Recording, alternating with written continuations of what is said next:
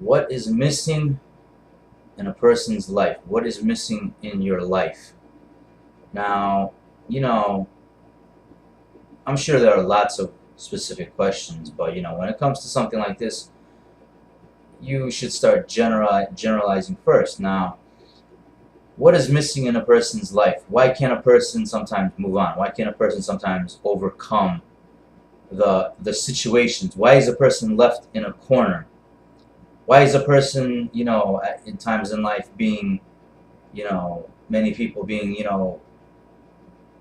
in their little kickboxing match in life, they're backed up against the corner.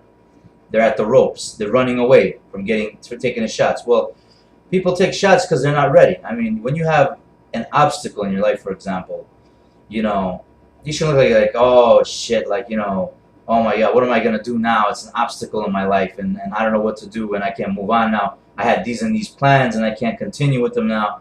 Or I wanted to get married, and I have an obstacle in my life, or something like that. Like many women, always complaining about to one another at times. I mean, or my wife is talking too much. I'm just kidding. You always got to hear your wife out, man. You know what I'm saying? And when you have a problem, it's there to make you better at purpose. When it's all from God, you got to ask yourself, how much is it from God at closeness?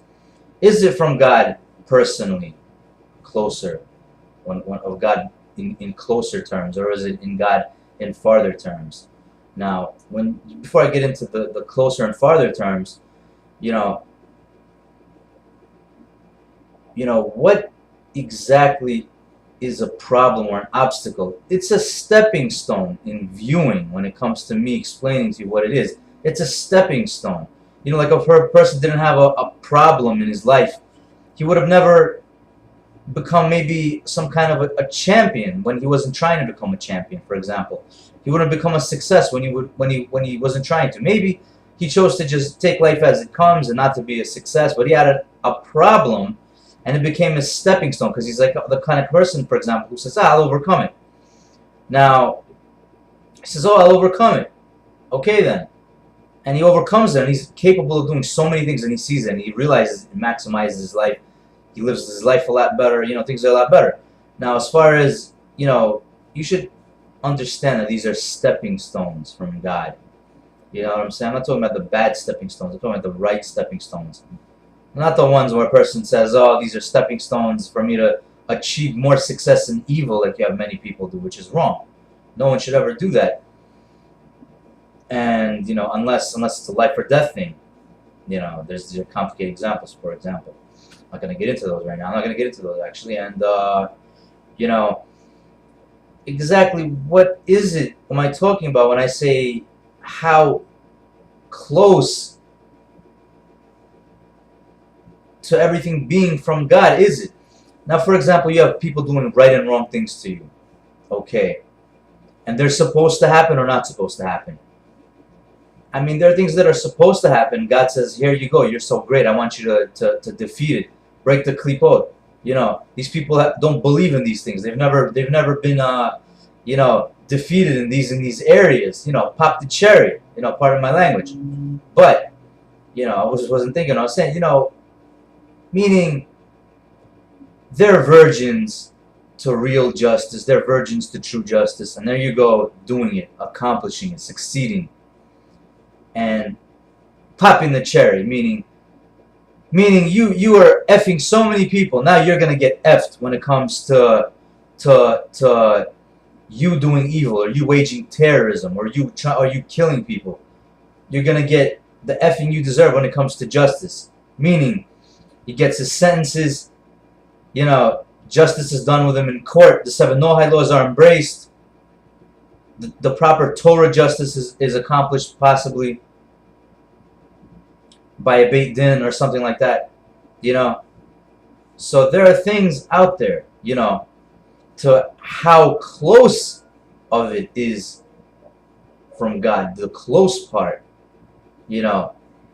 does it keep you farther away from God? Does it keep you closer to God? There are problems meaning God could give you that keep you closer to God, or that because they keep you farther away from God.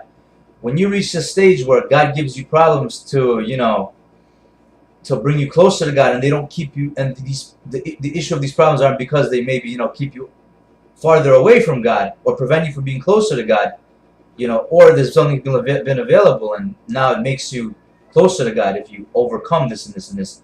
So closeness to God is really what I want to outline over here. I mean, if I was writing an essay and I put in boldness in bold right now, the title, closeness to God, is that important? This is an important topic. Now, what's missing in one's life? Well, everything is between man and God. It's between God and man. I mean, everything's between God and man, I should say.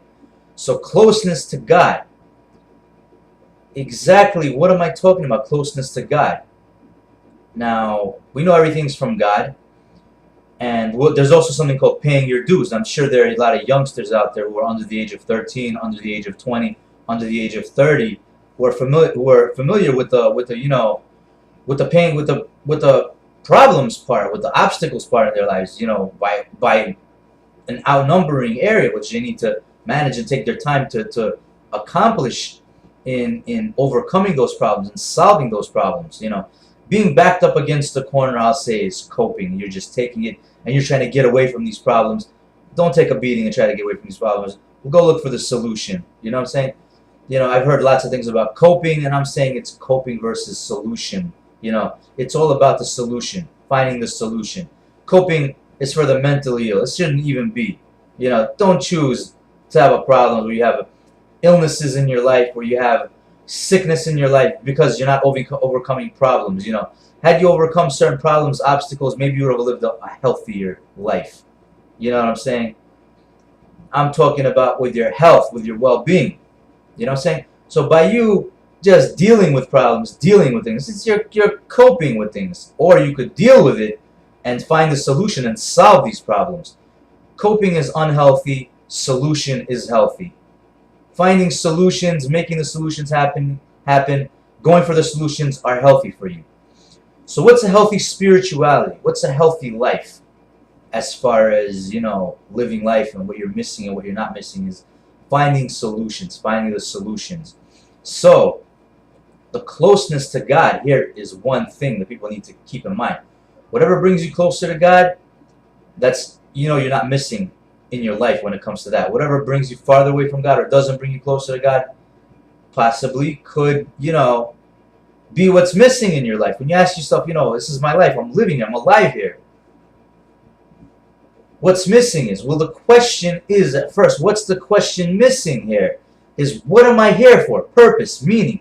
What has purpose in life? What has meaning in life? When you start to find the answers to these questions, then you find out what's missing in your life. How do you live your life? What's missing in your life? Well, I'll tell you right now, there's nothing missing in my life. Things can only get better. For example, I see there are no girls out there, no women out there, no ladies out there that are ready to be with a guy like me, for example, as far as marriage goes. So, then again, I'm keeping the Torah. You know what I'm saying? It says get married. Do you see me getting married now? Then again, heaven considers you kept it if you can't keep something in the Torah, like me and getting married right now, for example, right? If I could, I would right now. But then again, if I can, I can't. There's no one out there, for example. So, keeping the Torah, meaning things could be better in my life if it's possible. But if it's not possible, and I'm trying to keep the Torah, and I can't, in something or in anything or in general, heaven considers I kept it. So I am keeping the Torah. This is my life. My life, for example, is keeping the Torah. Not 99% half-assed, pardon my language. I don't live, I call 99% half-assed because, you think you're really living 99% of keeping the Torah. Well, the truth is, you're living a half-assed life. When you're not keeping the Torah in full, you're asking yourself, what am I missing? What's missing in my life? Well, you know what? This is the Messianic age. Welcome to reality. It's, what is it? Mosaic versus Messianic? Well, to be honest with you, Mosaic is bullshit compared to Messianic. It's the Messianic life that truly prevails these days. We're living in the Messianic age. We're in the age of where redemption is going to happen. And take a look at the world. The world is suddenly not ready. I am not ready, the world is saying. We are not ready. You know, thank you, but we are not ready. This is unacceptable. This is truly unacceptable. Now, what would you say is you betraying yourself in the subconscious and in the conscience? Now, this could be what's missing. I give you the answers. Not keeping the Torah is what's missing in your life. And what fulfills your life? Keeping the Torah. Living the life of Torah. Living the life of God. So what's missing in your life is the title of this one. It's all between man and God. The title is a question. What's missing in your life? God.